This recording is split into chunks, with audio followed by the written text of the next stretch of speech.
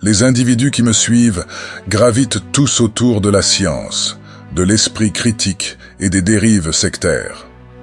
Pourtant, la problématique reste la même et est à la base de chaque problème.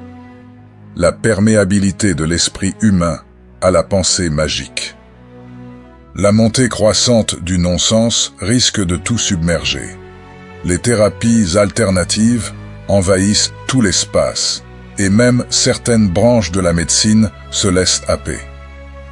Nous assistons à la résurgence de religions médiévales, de mouvements de sorcières et autres phénomènes similaires. Pourquoi ? Parce que l'ensemble de la société a manqué de rationalité. Parce que nous avons eu peur de critiquer également les religions classiques, par besoin de confort, par peur ou par habitude, de les avoir autour de nous. Pourtant, alors que nous envoyons des astronautes dans l'espace et que des scientifiques manipulent l'infiniment petit, ainsi que l'extrêmement lointain, tandis que la science réalise des prouesses incroyables, nous continuons de laisser la pensée magique s'installer. Pendant que l'humanité explore les confins de l'univers, la pensée magique, tel un nuage sombre, se verse. Malgré les avancées et les découvertes scientifiques, certains préfèrent se perdre dans des rêves idylliques, théories farfelues et remèdes ésotériques. Sous le voile de la mystique, ils contaminent chaque personne. Mais derrière ces illusions se cachent les manipulateurs qui exploitent les faiblesses, semant doute et peur. La raison, la logique, semblent parfois défaillir face à l'appel de l'irrationnel, difficile de résister. Pourtant, c'est dans le discernement que réside la clé pour échapper au piège de la pensée magique égarée. Alors levons-nous, défendons la vérité et la science face au flot de superstition. Ne restons pas dans notre silence. Que chaque esprit critique soit un rempart solide contre les mirages de l'obscurité qui nous guident. Car tant que l'humanité restera prisonnière de l'illusion, elle ne pourra s'élever vers une véritable évolution. C'est en embrassant la rationalité, en rejetant la duperie, que nous pourrons enfin marcher vers la véritable harmonie.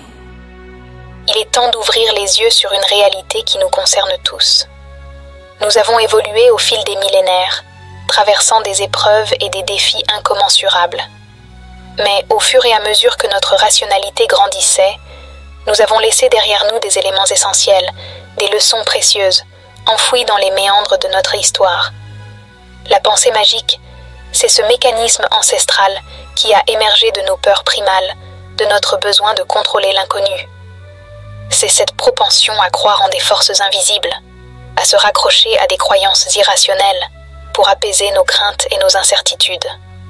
Pourtant, aujourd'hui, alors que la science éclaire nos chemins et que la connaissance élargit nos horizons, il est impératif que nous ne restions pas prisonniers de ces illusions du passé.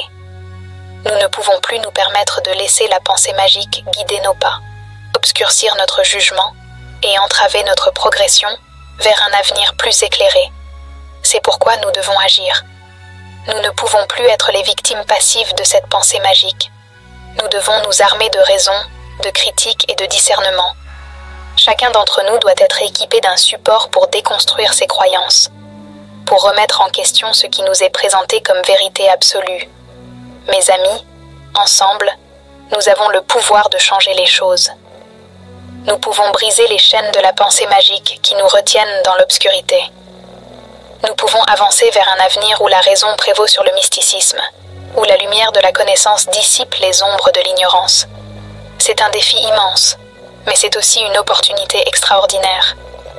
Laissons derrière nous les vestiges du passé et embrassons un avenir où la raison et la science sont nos guides vers un monde meilleur, plus juste et plus éclairé.